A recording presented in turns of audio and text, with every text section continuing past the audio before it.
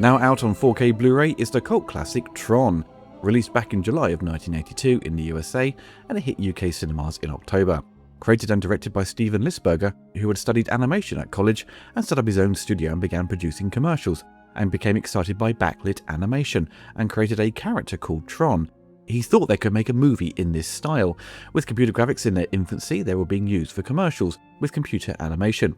Steven saw the potential to combine traditional animation with new technology. Steven had produced a script which dealt with a video game developer who was transported into the software world, where he interacts with programs as he tries to stop the master control, and free the programs with the help of Tron and get back to the real world.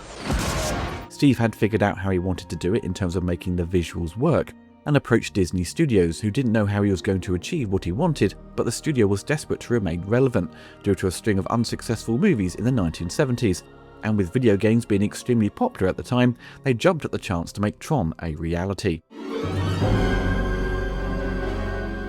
Tron was produced for around $17 to $20 million, and it recouped $50 million worldwide, so not a complete disaster for Disney, but Tron wasn't going to hit the numbers like Star Wars, so it was seen as a disappointment for the studio, and they would remain in a bit of a slump for a few more years.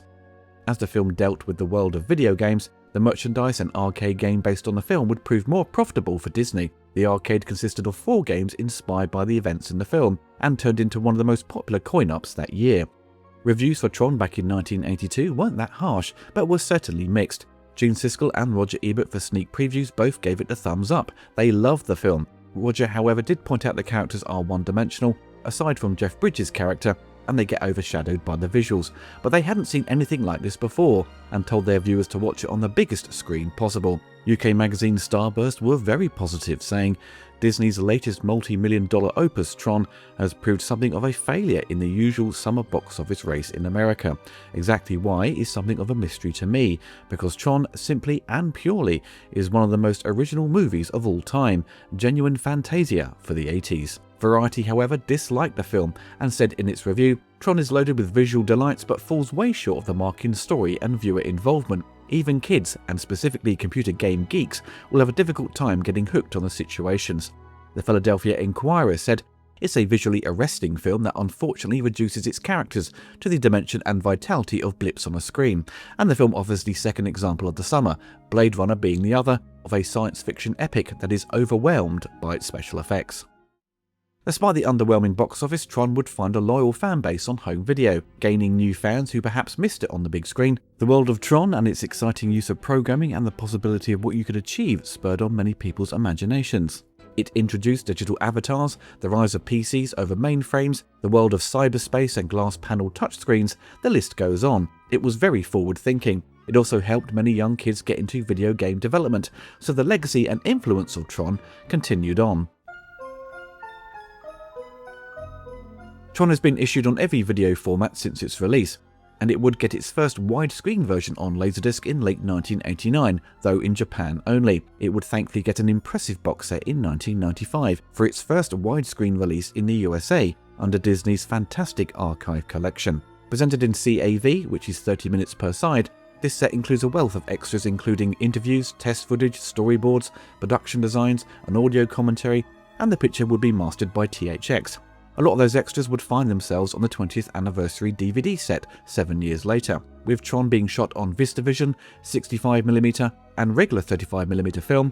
This transfer probably came from a 35mm print, which was transferred to video, and it retains the original 2.20:1 aspect ratio. There is the odd dirt and scratch visible on the transfer, but throughout it looks pretty good for the time. The sound was presented in PCM Dolby Surround, which has nice separation between the left and right channels, but the dialogue is very weak, sounding too quiet compared to the music and sound effects. Widescreen Review magazine covered it in issue 18 and gave it 4.5 and 4 out of 5 for picture and sound.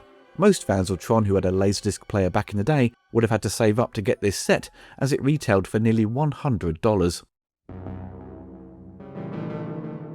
Tron would arrive on DVD in 1998 as a bare-bones release, with a non-anamorphic transfer and with a Dolby Surround track. This was basically a transfer of the LaserDisc from 1995. It wasn't until 2002, for its 20th anniversary, that it would get the special edition treatment and for the picture and sound to be upgraded. Disney would provide a 16:9 enhanced picture, mastered by THX, and with a new Dolby Digital 5.1 track. The wealth of extras from the LaserDisc would be transferred over, plus a new feature-length documentary was produced. This documentary is fantastic. I've gone back to it many times over the years. It's very detailed on its production, as they go in depth about the complicated process of combining all the elements to bring the world of Tron to life. Also, a lot of effort was put into the DVD menus. The DVD reviewed well at the time, though not 5 out of 5 for its picture quality, but it was certainly a step up over the LaserDisc and previous DVD. It exhibits warmer skin tones, and in some cases the reds look more orange. It has some digital noise in places, and some visible edge enhancement, but for those who hadn't seen Tron in years or even in widescreen, it made for a pleasing viewing experience. With regards to its sound, the new 5.1 mix boosted the surround sound and offered a bit of extra bass, but again the dialogue sounded too quiet compared to the other channels, which would remain a problem for the next upgrade to Blu-ray. Come March of 2011, Tron would get issued on Blu-ray due to the release of Tron Legacy, as it was sold in a 2-pack or separately. The Blu-ray is a massive improvement over the DVD, which by this point had a pretty old transfer and was lacking in detail. This upgrade is leagues ahead in sharpness and colour. All of the computer-generated material looks so much better in high resolution. All of the fine detail of the matte paintings is on full display, and the photography of the real world looks amazing. It further highlighted how well the film was shot. For the sound, it would come with a DTS 5.1 mix. I'm guessing they'd taken the old Dolby Digital mix and encoded it with DTS at a higher bitrate, but there was no option for the original Dolby stereo track, which is common with Disney as they often ditch the old mix for a new Dolby or DTS track.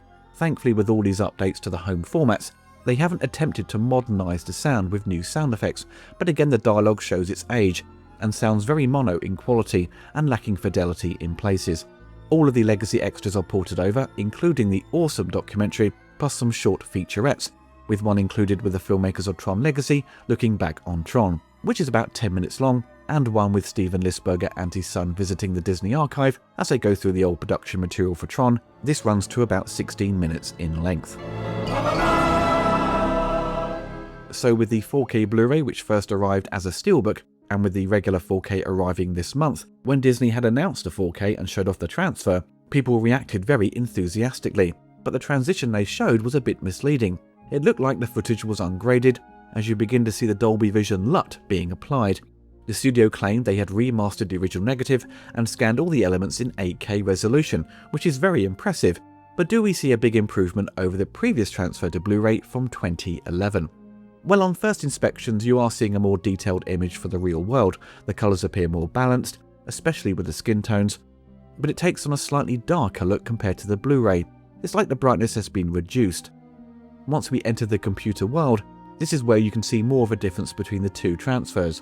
Where digital noise reduction has been applied to the 4K, the visible grain from the old Blu-ray has been removed, so the faces look a tad smoother as it's scrubbed away a little bit of the detail, but it's not excessive, it just takes on more of a softer look.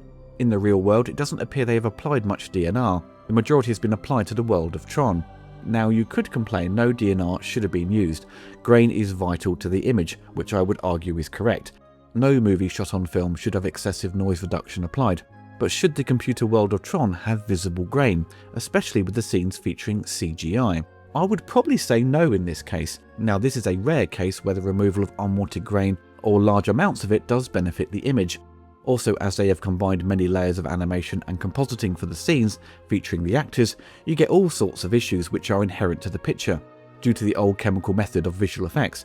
And dealing with the various film stock sizes, you are going to get different variations of grain, so cleaning them up with modern tools can provide more of a consistent quality in the picture. With this apparent extensive remaster, there honestly isn't a major leap in quality between this transfer and the one from 2011, aside from the reduction in film grain and a slight reduction in brightness. I do think they did a great job back in 2011, and this new 4K version just provides some extra tweaks and a slight boost in clarity. On the audio front, it comes with a new Dolby Atmos mix and an option for a DTS 5.1 mix, but again there's no option for the original audio track. Thankfully, the new Atmos surround sound track improves on the dialogue. It sounds more clear and louder, but still has that dated sound due to how it was recorded and mixed back in 1982. The sound mix throughout doesn't make huge changes to the previous DTS version, but with the improved dialogue, it's the best Tron has sounded on the home video formats. But overall, it's not really a surround sound track that will blow your socks off or give your home cinema speakers a good workout. In regards to these special features, it doesn't offer anything new and ports over the content available on the old Blu-ray.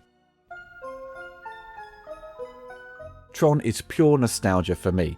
I always want to see it on the latest format, despite it being a film that ultimately is all style over substance. I just can't help myself and have to see it again on the best format possible. Tron was groundbreaking back in 1982, and did stuff on film we've never seen before, and its sequel Tron Legacy would also try to advance the use of computer effects, but they both had the same problem. Their stories run out of steam halfway through, as you struggle to get fully invested and engaged with the characters and story. Now this may not be the case for some people, but with how they were both received by critics, they all highlight a similar issue. What people fondly remember about Tron is the light cycles, the discs they use as weapons, the visual design of the world, and Jeff Bridges showcasing the building blocks of the dude. Despite its obvious problems such as a somewhat incoherent script, I always have time for Tron.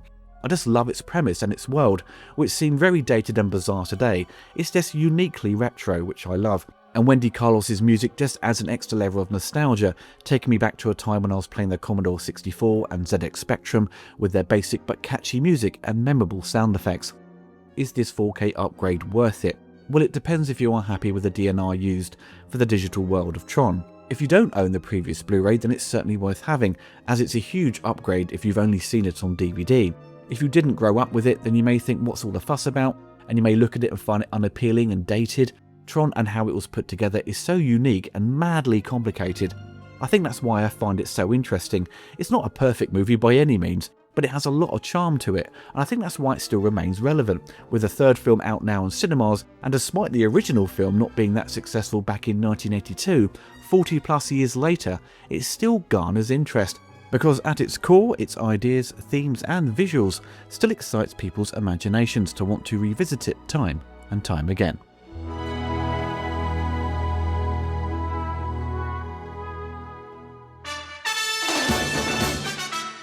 Hope you enjoyed the video. Don't forget to click the like button and hit the bell to be notified of my latest reviews. Big thanks to my patrons and YouTube members for supporting the channel. If you want to get involved and gain access to exclusive videos and take part in Q&As, follow the link below.